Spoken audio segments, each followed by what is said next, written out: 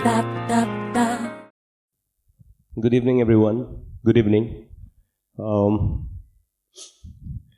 First of all, I would like to thank the organizing team, Associate Professor Nabam Tai, Achitai, and his team, and to all the faculties here. Achitai जो है, Tai Achi, he also happens to be my neighbor. तो बचपन से उनको देखकर ही मैं बड़ा हुआ हूँ. एंड समवेयर ऑल्सो ही मोटिवेशन इंस्पिरेशन बहुत मिला है इन सब से. And it's an honour for me to be here, यहाँ पे खड़े होते हुए. And indeed it's a great privilege कि आज आजू माची जैसे influential personality and all the dignitaries sitting over here, and जितने भी यहाँ में स्टूडेंट्स भी जो आए हुए हैं, तो it Indeed is a privilege for me. Thank you very much. And कहने के लिए बहुत कुछ नहीं भी है और कहने के लिए बहुत कुछ है भी, which means I am not prepared. Actually last year I guess तई सर ने मुझे बुलाया था यहाँ पे फॉर द पैनल डिस्कशन. तो लास्ट टाइम मैं नहीं था, I was shooting somewhere else, तो उसकी वजह से नहीं आ पाया था. एंड इस बार बुलाया तो मुझे लगा कि हाँ आना चाहिए. And also to see you guys, because stage पे ऐसा बहुत खड़ा हुआ हूँ, लेकिन एज अ पालिन बहुत कम खड़ा हुआ हूँ. मैं कोई कैरेक्टर बन के आ जाता था नेशनल स्कूल ऑफ ड्रामा के वक्त.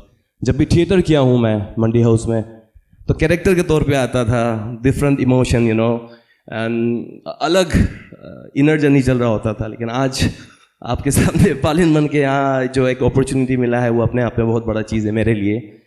तो ऑक्यूपाइड भी था honestly speaking. And I guess ये जो स्टेज है, थोड़ा मुझे छूट मिलेगा, भूल चूक माफ़ एडवांस में ही, क्योंकि मुझे कहा गया है कि you can be who you are. थोड़ा स्पॉन्टेनियस वाला बंदा तो मैं हूँ ही, तो आई गेस आप लोग भी मुझे अलाउ कीजिए. तो थोड़ी बहुत मैं इंट्रोड्यूस करता हूँ मेरे बारे में. मेरा नाम पालिन है, for those who don't know. यहाँ पे एक्चुअली अभी देयर इज मी. ओके, अभी यहाँ पे बड़े मियाँ छोटे मियाँ, एक्चुअली वो IMDb में दिया गया है मेरा ना. वो फिल्म में मैं नहीं था, पता नहीं क्यों उन लोगों ने डाला होगा. हाँ, मर्दर मुबारक मैंने किया है, नेटफ्लिक्स में था वो. भेड़िया तो मैंने किया है, और अभी फैमिली मैन सीजन 3 में भी मैं हूँ, तो वो आएगा. सुनका भी है वहाँ पे. पता नहीं, आप ज़्यादा एक्सपेक्ट भी मत कीजिएगा, लेकिन ठीक ठाक जो भी है. एनीवेज, तो वो IMDb का कसूर है. मे बी वहाँ कोई ऐसा दिखने वाला मंगोलॉइड फेस रहा होगा, तो उन लोगों ने सोचा होगा पालिन का बाक है वो, तो ये भी हो सकता है. तो ऐसा है. तो मेरा नाम पालिन है, तीसरी बार, ठीक है, रजिस्टर करा रहा हूँ आपके. बचपन से ही शौक रहा है मेरा. अगर मेरे बारे थोड़ा हल्का सा जर्नी बता देता हूँ आपको.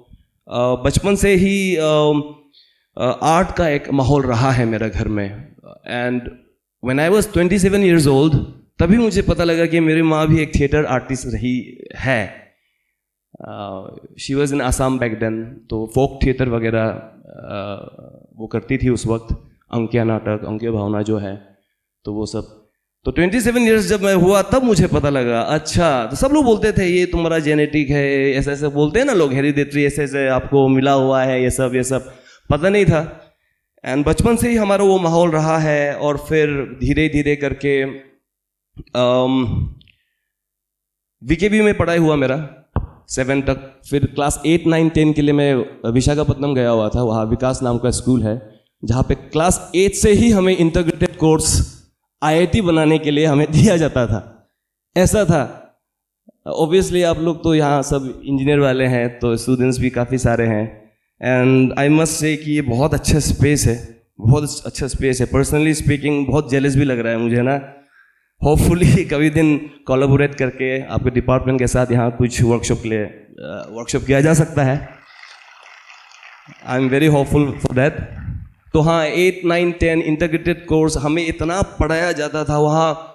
पनिशमेंट के वक्त में भी मतलब अगर हम कुछ बदमाशी कर देते थे तो पनिशमेंट भी जब मिलता था तो उसमें भी पढ़ाई ही था रात के 1-2 बजे तक। तो ऐसे करके इतना हो गया कि आज के दिन में मैं एक आर्टिस्ट बन गया। तो ऐसा है। तो फिर मैं पढ़ने के लिए वापस यहाँ आ गया ईटानगर। फिर 11-12 में मैं वीकेवी में पढ़ा और फिर म्यूजिकल बैंड मैंने फॉर्म किया कुछ मेंबर्स के साथ मिलकर, जो आज के डेट में वो लोग मेंबर्स लोग ऑल ओवर इंडिया में बहुत अच्छा वो लोग एक करियर बना चुके हैं and they are very popular. I don't want to name now, कभी दिन पर्सनली जब टॉक करेंगे तो आई कैन से इट। तो ऐसा करके उस समय 2009-10 उस समय अभी के वक्त में जो म्यूजिक सिनारियो आप लोगों को देखने को मिलता है, इतने सारे आर्टिस्ट आर पॉपिंग अप और ऑल सेट्स ऑफ म्यूजिक। आप हिप हॉप म्यूजिक बोल लीजिए, आप रॉक बोल लीजिए, अभी जो फ्यूजन हो रहा है आजकल फोक एंड रॉक, और बहुत सारे निकल रहे हैं सिंगर सॉन्ग राइटर्स। उस समय में 2009-10 बहुत साल पहले का बात भी नहीं है, लेकिन उस समय scenario wise I am speaking उतना कुछ था नहीं। हमारे पास गिटार ड्रम्स भी नहीं हुआ करता था। हम चर्च में जाते थे और वहाँ से गिटार चुरा के लाते थे, तो वहाँ से जुगाड़ करते थे हम लोग ना। तो ऐसा करके हम लोगों ने धीरे धीरे किया and my band members and I we actually planned कि यहाँ से निकल के अरुणाचल से, क्योंकि हमें उस वक्त उतना कुछ था नहीं, हम लोगों ने सोचा कि क्यों नहीं दिल्ली जाके हम लोग फॉर्म करते हैं बैंड। तो मैं पहला चला गया क्योंकि क्लास 12 में आर्ट्स में था, मैं एग्ज़ाम दिया तो मुझे जाना था DU। तो वहाँ गया, मैं पहुँच गया, लेकिन बाकी जो मेंबर्स थे वो आए नहीं, पता नहीं क्या हो गया, आए नहीं वो लोग। तो मैं रुकता गया। तो कुछ कारण रहा होगा, ऑब्वियसली पर्सनल कुछ रीजंस रहा होगा। तो ड्रमर चला गया बेंगलोर, गिटारिस्ट भी कहीं और चला गया, ऐसा करके मैं अकेला हो गया। और फिर धीरे धीरे करके सीन थोड़ा सा बदलना चालू हो गया, मतलब मेरा पर्सनली भी। एंड फिर दैट्स व्हेन थिएटर से मेरा ताल्लुकात हुआ। That's when I got introduce to theatre, क्योंकि मैं दिल्ली में ही था। तो मंडी हाउस एक हब है, अगर आप लोगों को पता नहीं होगा तो वही सारे ये एक आर्ट हब है। वहाँ थिएटर, वहाँ म्यूज़िक, वहाँ पे मार्शल आर्ट, सारे के सारे वही होता है। तो धीरे धीरे करके मैं खुद को वहाँ पे जाते रहा, मैं एक्सपोज हुआ उस चीज़ों से। और फिर मैंने उसके बाद डिप्लोमा इन फिल्म एक्टिंग, एक 6 महीने का कोर्स आता है दिल्ली में, मूनलाइट एक्टिंग स्टूडियो, तो वहाँ मैंने किया under the mentorship of Mahesh Bhatt sir. And then फिर नेशनल स्कूल ऑफ ड्रामा हुआ, फिर 3 साल के बाद फिर मैं दोबारा यहाँ आया, 2020 में वापस आया। और 2020 में आने के बाद फिर अलग किस्सा चालू होता है चीज़ें, जब प्रैक्टिकली मैं ग्राउंड में आ गया। बहुत कुछ चीज़, जैसे कि अभी आजू मच्ची ने भी कहा, कुछ एस्पेक्ट्स जो आज मैं अभी राइट नाउ सोच रहा था कहने का, वो आजू मच्ची ने भी कहीं ना कहीं उसको लाइटली टच किया। और मैं ये मानता हूँ कि last time if you remember आजू मच्ची, कि थिएटर जो आर्ट है एंड जर्नलिज्म, वो लोग, मैं मानता हूँ कि ये दोनों ना कज़िन हैं, दूर के कज़िन हैं। तो हमारा भी थिएटर के थ्रू हम बात रखते हैं, कभी कभी सवाल पूछते हैं प्लेस के ज़रिए, आर्ट के ज़रिए। तो हमारा भी ऐसा है।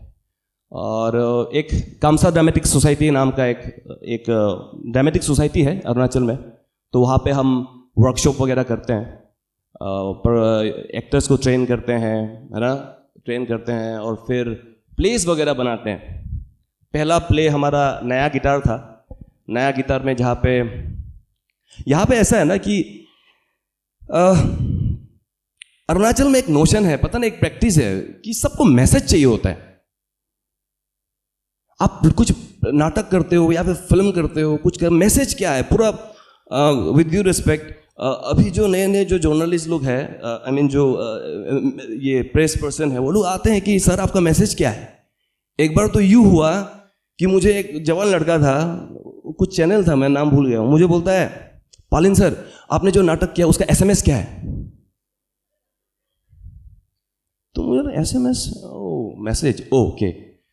तो नाटक के आगे इसलिए मैं हमेशा बोलता हूँ कि हमारा मैसेज वही है कि इसका कोई मैसेज नहीं है।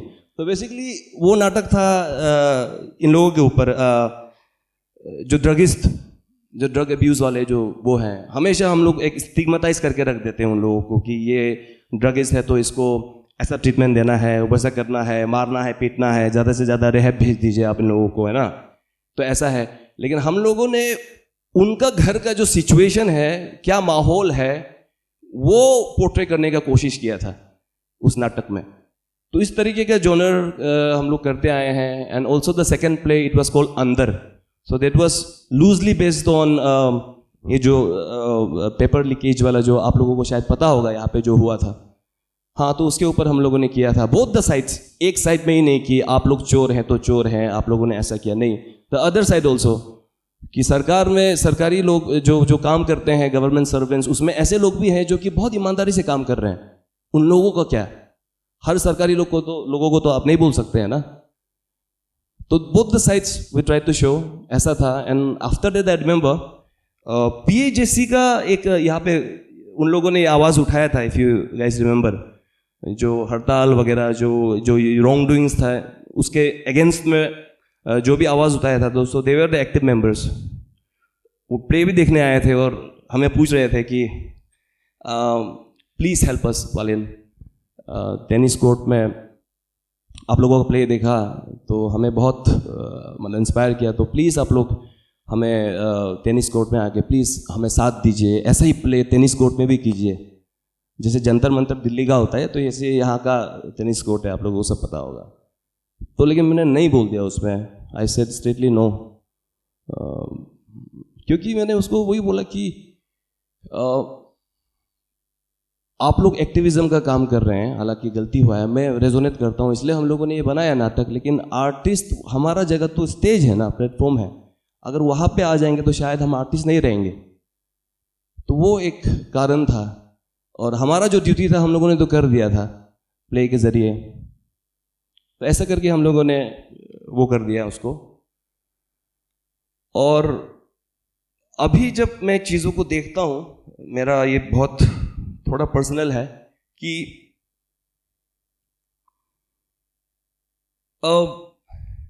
अभी के जनरेशन में, हालांकि मैं बहुत भी एजेड नहीं हूँ, I am just 32 years old, so what ever I speak, जो भी मैं बोल रहा हूँ वो दिल से आ रहा है। And this is totally based on my observation, और जो कुछ भी मैं देखता हूँ डे टू डे लाइफ में, इमोशन का बहुत एक रिजिडिटी है हमारे इसमें, सोसाइटी में। नॉट ओनली सोसाइटी में, पूरा दुनिया विश्व भर में अभी एक रिजिडिटी है इमोशन में, पता नहीं क्यों। So if you look back in the entire span of human history, even before the invention of the fire, the tools, अगर ह्यूमन हिस्ट्री में आप देखोगे तो हमारे पास क्या था? इमोशन ही था। आग था हमारा, ये एंगर था, जो इमोशन था वो किस लिए था? ताकि हम प्रिपेयर हो सके, उसका प्रॉपर एक यूज था, ताकि कुछ जानवर आए, कुछ हो तो उसके लिए प्रिपेयर हो सके। लव था इमोशन हमारे अंदर में, ताकि जो ट्राइब्स थे उसके बीच में एक बॉन्डिंग रह सकने के लिए वो था। तो हर एक चीज का पर्पस था। लेकिन धीरे धीरे मुझे लगता है कि इतना कॉम्प्लेक्स हो गया कि अभी मतलब एक चीज ये भी है ना कि टॉक्सिक पॉजिटिविटी बहुत भयंकर आ गया। मतलब हर समय पॉजिटिव रहो, पॉजिटिव रहो, पॉजिटिव रहो। मैं एक चीज बोलता हूं आपको, थोड़ा मैं अनऑर्गेनाइज वे में जा रहा हूं, पता नहीं आप लोग कैसे इसको लोगे, थोड़ा पर्सनल भी है, लेकिन मैं आई वुड लाइक टू से my father passed away in the year 2022 अक्टूबर। तो मैंने अपने फादर को गुजरते हुए देखा, धीरे धीरे करके, धीरे। So he got a heart attack आके वो धीरे धीरे करके मेरे सामने में ही यहाँ से एम्बुलेंस में ले गए थे हम लोग गुवाहाटी के लिए। तो वहाँ पे वो मैं देखा, मैं लिटरली ना धीरे धीरे ग्रेजुअली कैसे वो मरता गया यू नो। एंड वो होने के बाद that Shuk me you know. अगर मैं सीधा देखता, अगर शव को अगर मैं सीधा देखता, ये जो उनके बॉडी को, वो अलग होता, लेकिन मरते हुए मैंने देखा और वो थोड़ा सा मुझे हिला गया। उसके बाद तो जो फ्यूनरल में हुआ वो तो अलग ही था, क्योंकि उस समय जब मैं आपके इमोशन के बारे में बोल रहा हूँ तो ऐसा भी है कि मी बीइंग एन एक्टर जो एक्टिंग में स्पेशलाइजेशन किया है, तो थोड़ा मेरा पर्सनली मैं बोल रहा हूँ, मेरा एक्सपेरिमेंट रहा है इमोशन के साथ। मैंने उस वक्त फ्यूनरल के वक्त मैंने एक एक्टिंग एक्सरसाइज में अपने आप में कर रहा था कि नो मैटर आप कितने ही यू नो कितने ही आप इमोशनल हो, क्योंकि ऑब्वियसली किसी का बाप अगर गया है, गुजर गया है, तो ऑब्वियसली विल क्राई नो। मैं ट्राई किया कि मैं नहीं रोऊं। आई सक्सीडेड इन दैट। मैंने नहीं रोया, एक पल भी नहीं रोया। मैं बाप को गुजरते हुए देखा, नहीं, मैंने नहीं रोया, बिल्कुल नहीं रोया, क्योंकि मेरा एक्सरसाइज चल रहा था। सो उस एक्सट्रीम तक था मैं नहीं रोया। जब जैसे रोने वाला होता हूं मैं कुछ और सोच लेता हूं। मेरा लेट फादर का यहां बॉडी पड़ा हुआ है, सब आके रो रहे हैं, मैं नहीं रो रहा हूं। नीचे 6 फीट अंदर में मैं नीचे हूं, उसका जो बॉडी है मैं उसको तैयार कर रहा हूं। ऊपर में मुझे दिखाई दे रहा है पूरा सारे लोग रो रहे हैं, मैं यहां हूं, चीजों को जो उनका कॉफिन है उसको नीचे सेटल कर रहा हूं, मैं नहीं रो रहा हूं। क्यों? क्योंकि मैं एक्सरसाइज कर रहा था एक्टिंग का। नवरस 9 इमोशंस मैं ट्राई कर रहा था उस वक्त। पागलपन का हाथ थोड़ा अलग था मेरा, अभी भी पागल हूं थोड़ा, ऐसा नहीं है। लेकिन बात यह है, मेरे एक्सपेरिमेंट से हाँ मैंने सक्सीड तो कर गया, मैं सक्सेस मिला मुझे, मैं नहीं रोया। लेकिन मेरे वो नहीं रोने से ना, जो रिजिडिटी जो है, इमोशनल रिजिडिटी, एक साइकोलॉजिकल टर्म में उसको ऐसे डिफाइन करते हैं कि that's inability to you know feel through, that's inability to you know inability to adjust in the circumstances, situation, जहां पे आप एक फीलिंग को लेकर रिजिड है, आप फ्लेक्सिबल नहीं है, एजिलिटी नहीं है, इमोशनल एजिलिटी नहीं है बिल्कुल। तो आज के डेट में ना वो चीज, जब मैं वहां नहीं रोया था 2022 में, अभी तक 2025 तक वो इफेक्ट करता है मुझे हर रात। कल रात के 2 बजे मैं रो रहा था, पापा अचानक से सपने में आए। अभी तक मुझे इफेक्ट करता है वो। लेकिन हैविंग सेड दैट, मैं डराना नहीं चाहता हूं आप लोगों को, ठीक है? आई am not the psychopath, I am not the psychopath. वो मेरा एक्सपेरिमेंट रहा है। तो लेकिन अभी मैं रिकवर कर रहा हूं। और इमोशन एक ऐसा चीज है ना कि देखो, इमोशन एक ऐसा चीज है कि जो लॉजिक से पहले आता है आपके दिमाग में। इमोशन एक ऐसा चीज है जो रेशनलाइज करते हैं चीजों को, उससे पहले आता है, पटाख से आता है। अगर मैं यहां से जा रहा हूं, अचानक से आपके सामने कोई गाड़ी आके पटक के चला गया, किसी को ठोक के चला गया, सबसे पहले आई बेट कि इमोशन आएगा। हाँ, डर लग सकता है आपको, विच इज इमोशन। दया आ सकता है, एम्पैथी आ सकता है, वो भी इमोशन है। लेकिन इमोशन आएगा, आप वहां लॉजिक नहीं लगाओगे, आप रैशनलाइज नहीं करोगे वहां पे, ये कौन है, क्या हुआ, गाड़ी कितने स्पीड से आया, कितना ठोक, नहीं। That doesn't make us human, I guess. Emotion पहले आया है और उसको अभी तवज्जो नहीं मिल रहा है अभी के एरा में। क्यों? लेकिन स्टे पॉजिटिव रहो। याद है फ्यूनरल में मैं था, ठीक है, मेरा अपना इनर एक्सरसाइज चल रहा है, यहां हुआ एक बोलता है स्टे पॉजिटिव। अरे बाप मर गया यार, स्टे पॉजिटिव। कैसे पॉजिटिव रहूं यार मैं? हालांकि एक एस्पेक्ट ये भी है कि सोसाइटी में, क्योंकि मैं बड़ा बेटा हूं, मेरे बाप ने दूसरी शादी कर ली थी, वहां से एक बेटा, 2 बेटी, मर्जी के खिलाफ ये हुआ था, पॉलीगैमी, जो बहुत प्रिवेलेंट है यहाँ पे। देखो, आप 2 शादी करो, 3 शादी करो, मैं ये नहीं बोलूंगा कि that is again very subjective है, पॉलीगैमी होना चाहिए नहीं होना चाहिए, what ever it is, but it does effect the children यार। बहुत इफेक्ट करता है। आप दूसरे शादी करो, क्या करो, अगर आपको करना ही है ना, तो बीवी के साथ साथ अपने बच्चों को भी बिठाओ और बोलो कि क्या मैं शादी कर सकता हूं, कि परमिशन लीजिए, परमिशन मांगनी चाहिए ना, परमिशन मांगिए आप। जज मत कीजिए बच्चों को कि इसका कितना लेवल ऑफ अंडरस्टैंडिंग है, इसने कितना दुनिया देख लिया है, एंड बेस्ट अपॉन दैट वो हाँ या ना बोलेगा, उसको मत देखिए। अगर उसने ना बोल दिया तो ना बोल दिया, क्योंकि यही बच्चा कल जाके बड़ा बनेगा। आपने कंडीशनिंग किया हुआ है ना, वो यही तो जाके बाद में कुछ बनेगा, और फिर वो आपको सवाल करेगा, सोसाइटी को सवाल करेगा, एक ब्रोकन जनरेशन निकलेगा। तो ये खैर ये थोड़ा डिफरेंट साइड चला गया था। और कंडीशनिंग इस तरीके से है कि लड़के बच्चे हैं, आपको नहीं रोना है, मर्द को दर्द नहीं होना चाहिए, ये सब सारे कंसेप्ट तो है। और उसके खिलाफ भी आजकल बहुत सारे कंसेप्ट्स, कंटेंट्स आपको दिखने को मिलता ही है। हालांकि मैं ये भी नहीं मानता कि चलो मर्द को दर्द होता है, मर्द को रोना चाहिए, मैं मानता हूं, लेकिन हर जगह भी नहीं रोना चाहिए, खैर वो अलग चीज है, वो भी अलग चीज है। तो ये सारी चीजें हैं। और इमोशन, फिर इसका मतलब ये भी नहीं है कि आप because see, at the end of the day, the thing is, emotion is what is emotion now? That's a force within.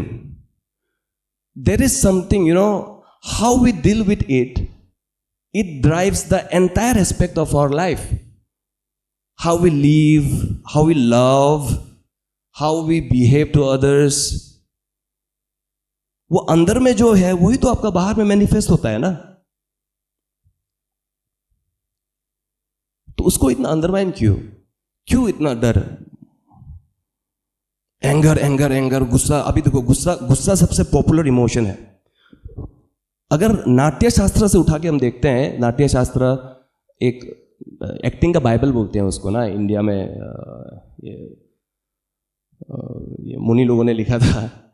तो वहाँ में थ्योरीज है बहुत सारे, उसमें आता है नवरस, 9 बेसिक इमोशंस, उन लोगों का मानना है 9 बेसिक इमोशन होता है।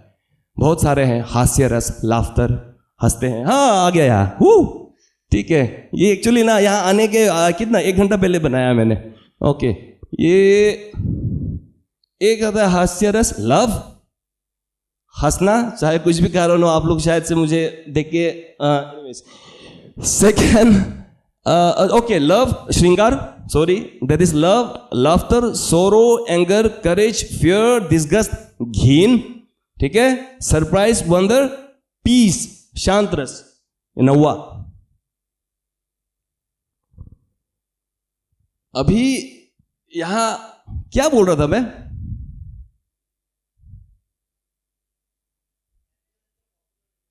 Yes, I was just testing. Anyways,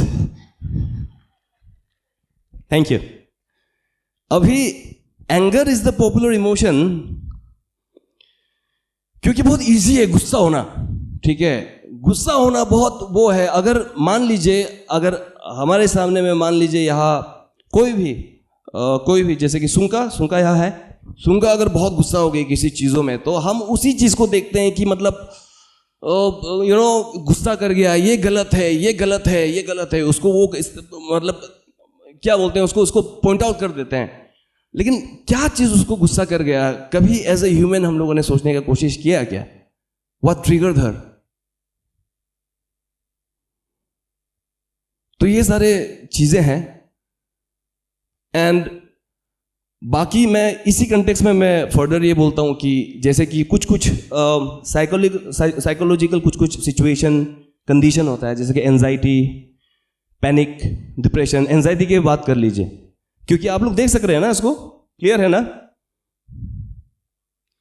अगर आप देखो, मैं यहाँ कोई रिमेडी नहीं दे रहा हूँ क्योंकि मैं कोई साइकोलॉजिस्ट भी नहीं हूँ, मैं कोई थेरेपी देने वाला भी नहीं हूँ, लेकिन without taking much time also, क्योंकि मैं भी अभी वाइंड अप कर ही दूंगा, keeping the respect of time. अगर एंजाइटी हो रहा है आपका, तो एंजाइटी के पीछे का रूट का इमोशन क्या है, एक बार वो सोचना बहुत जरूरी है। क्या दो इमोशन का बीच का वो है, जैसे कि मान लीजिए एंजाइटी हो रहा है, तो क्या एंजाइटी के जो रूट इमोशन है उसके पीछे, क्या वो फियर है, या फियर के साथ if you add up fear with let's say anger, fear and anger मिलके कौन सा होता है? उस तरीके से आपने कभी सोच के देखा है क्या? अगर मैं नर्वस हो रहा था यहां बैठ के, तो इसके पीछे का इमोशन क्या हो सकता था? क्या फियर है कि इतने सारे पैनलिस्ट आया हुआ है यहाँ पे, मैं कैसा कुछ स्टूपिड सा ना लगूं, नॉनसेंस सा ना लगूं, क्या वो हो सकता है? इमोशन भी ऐसा चीज है ना कि यार अगर आप उसको सप्रेस करके रखोगे ना, तो वो आपको इफेक्ट करेगा बहुत। ऑर्गन्स डैमेज हो जाता है उसमें। गुस्सा को आप ट्रैप रखते रखते रखते रखते वो सड़ने लगता है, एंड देन वो जेलेसी में चला जाता है, कभी कभी वो एंगर में चला जाता है, फ्रस्ट्रेशन में चला जाता है वो। So emotional agility is the word I guess. Agile होना बहुत जरूरी है। जो रिजिड करके जो रखा है ना चीजों को, चाहे कारण कुछ भी हो, तो उसको समझना बहुत जरूरी है। हालांकि मैं ये भी नहीं कह रहा कि आप एकदम इमोशनल होके टावर के ऊपर चढ़ के मैं गुस्सा हूं, मैं ये हूं, and that's where emotional intelligence comes in. Now what is emotional intelligence? अगर सिंपल वर्ड में मैं रखूं तो ये है कि emotional intelligence is the ability to understand the interplay of emotion within yourself. अभी ये ड्रग्स प्रॉब्लम जो मैंने स्टार्टिंग में कहा, चाहे वो पेपर लीकेज स्कैम के बारे में कह लो, वो सब क्या है? What is that? क्यों हो रहे हैं सब? प्रॉब्लम तो अंदर में है ना आपका। सब प्रॉब्लम बड़ा से बड़ा वो तो इंडिविजुअल से तो होता है। अगर बंदा कोई ड्रग्स में जा रहा है मान लीजिए, या फिर बहुत पीने लग गया है, तो क्या हो रहा है अंदर में? वो हॉलोनेस है ना। तो हॉलोनेस है तो वो क्यों एक्सप्रेस नहीं कर रहा किसी के पास? डर क्यों रहा है वो एक्सप्रेस करने से? क्या उसको लग रहा है कि जज करेगा मुझे कोई? अगर कोई लड़का कोई लड़की को प्यार करता है और बिल्कुल नहीं बोल रहा है, वो इजहार कर ही नहीं रहा है, जस्ट इमेजिन वो क्या हो जाएगा, फिर दिमाग में क्या चलने लगेगा उन लोगों का। So basically it's about self introspection. कुछ भी बड़ा से बड़ा प्रॉब्लम, ये सारी चीजें हैं। I am just speaking, thinking out loud, I am speaking out loud. जो भी दिमाग में है मैं आज मैं खाली कर रहा हूँ। थैंक यू सो मच कि मुझे ये मौका मिला गया है टू स्पीक इट आउट। कल ही एक्चुअली अभी इमोशन के बारे में भी मैं कैसे बात कर रहा हूँ, क्यों बात कर रहा हूँ, क्यों क्या हो कि ये अभी FTI आया हुआ है यहाँ पे, फिल्म एंड टेलीविजन इंस्टीट्यूट जोते में। तो वहाँ पे मैं अभी ये असिस्टेंट प्रोफेसर का काम कर रहा हूँ थिएटर आर्ट्स का। तो वहाँ पे इन सब चीज़ों के बारे में बात कर रहा था, और क्योंकि सारे इंडिया से वहाँ में स्टूडेंट्स आए हुए हैं, तो different students, different personality, different conditioning के साथ वो लोग आते हैं, डिफरेंट बैकग्राउंड, सोसाइटी बैकग्राउंड से आते हैं, अलग अलग पार्ट से आते हैं, तो अलग अलग चीज़ें हैं मतलब ना। तो बहुत एक्सपीरियंस है वो भी अपने आप में। तो इमोशन के बारे में बात कर रहा था, तो लगा कि क्यों नहीं आज, हालांकि मेरा टूटा फूटा में मैं बात कर रहा हूँ आप लोगों को, बहुत प्रिपेयर्ड होके नहीं आया हूँ चीज़ें। तो बेसिकली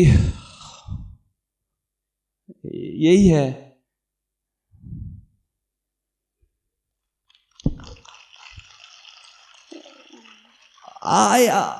मुझे पता नहीं, मैं आप लोगों को मेक सेंस कर रहा हूँ नहीं कर रहा हूँ, लेकिन बस इतना ही बोलूँगा कि अगर अंदर कुछ है तो उसको रखो मत.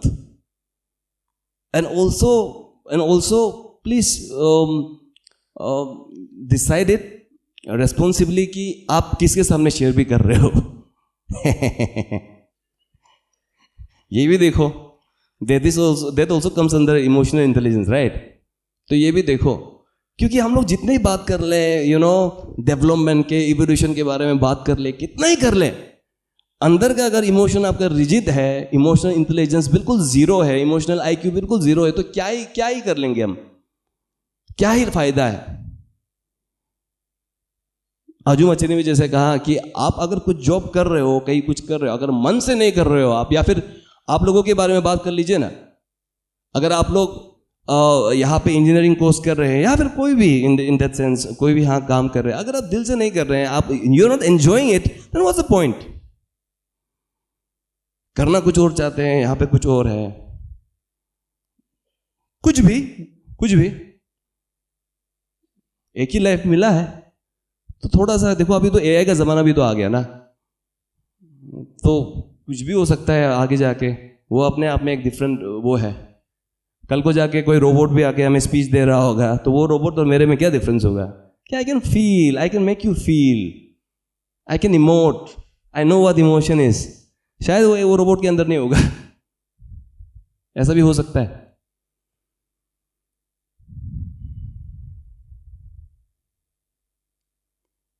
That's it. Thank you. Thank you so much.